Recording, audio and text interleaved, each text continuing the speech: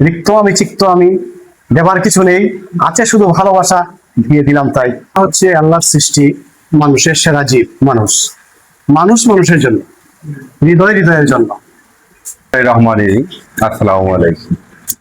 সুনামগঞ্জ জেলার সাতহ উপজেলা 7 নং সিংসাপুর ইউনিয়নের 1 নং ওয়ার্ডে সিয়ামরা প্রবাসী বিশিষ্ট দানবীর ব্যক্তি এবং সমাজসেবক, খুব ভালো মনের মানুষ, আমাদের মানবিক ব্যক্তি।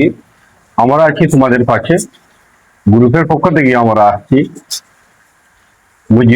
মুজিবুর রহমান হাইয়া ভাই সাথে আমরা একটু সম্মাননা টেস্ট দিব। প্রবাসীরা আমাদের দেশের সম্পদ। ওনারা প্রবাসী থেকে আমাদের বাংলাদেশের গরিব দুঃখী অসহায় মানুষের জন্য, আত্মীয় স্বজন প্রতিপাড়াবাসীর জন্য ওনারা নিজস্বভাবে তাদের দুঃখ দুর্দশা দূর করার চিন্তা ভাবনা করেন।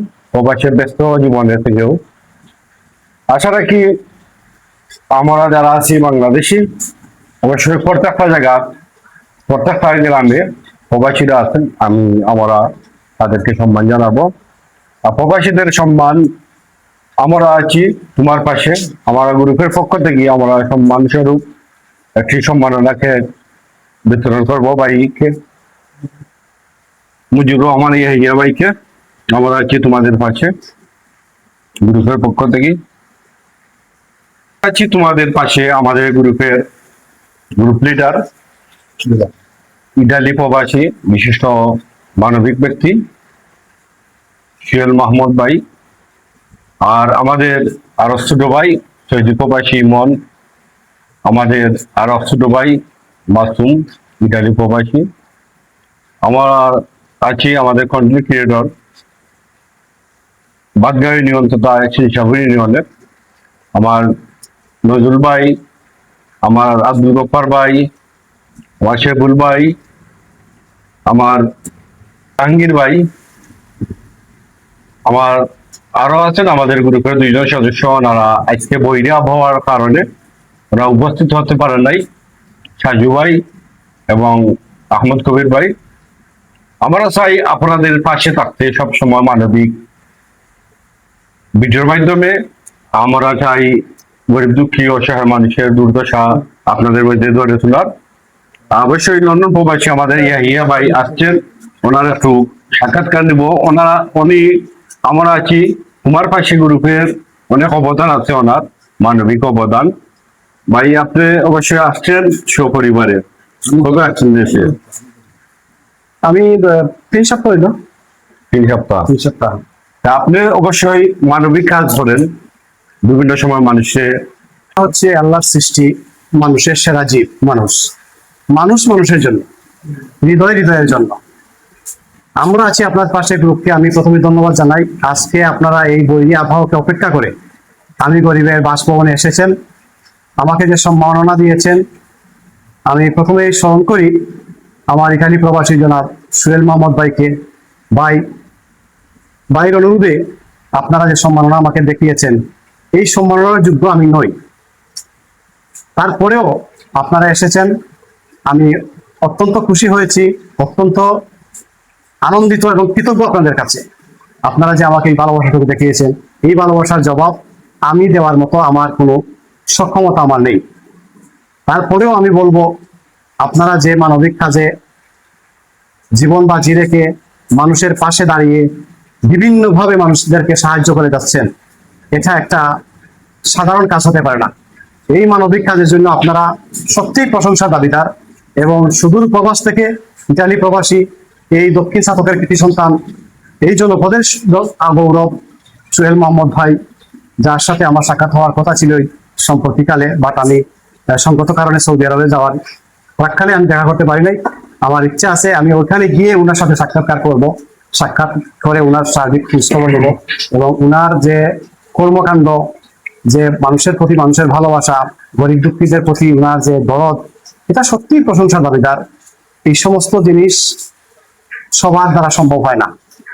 তো ওনাকে ধন্যবাদ দিয়ে আমি ছোট করতে চাই না। আসলে ওনার দীর্ঘায়ু, আমি সুস্বাস্থ্য কামনা করি, দীর্ঘায়ু কামনা করি এবং আল্লাহ তাআলা যেন ওনাকে আরো বড় পরিসরে সবাইকে নিয়ে এই মানবিক কাজে সহযোগিতা করার সুযোগ করে দেন।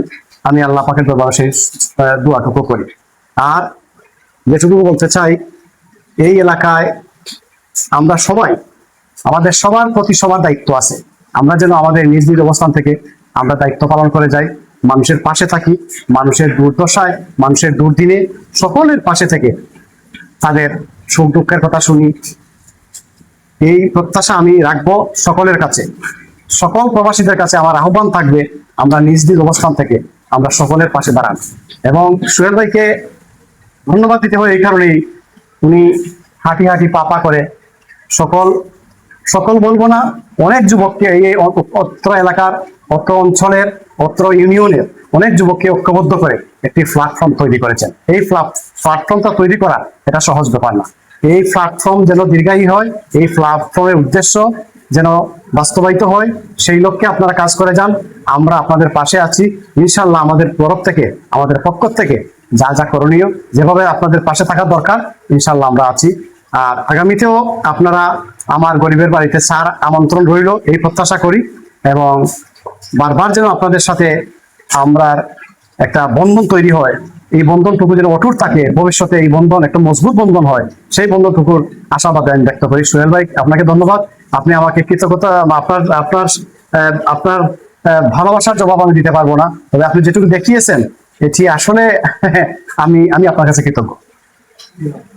আমি ধন্যবাদ জানাই আমার আরেক ছোট ভাই স্নেহাস্পদ নজরুল ইসলাম, অনেক কষ্ট করে আজকের এই আয়োজন করার জন্য।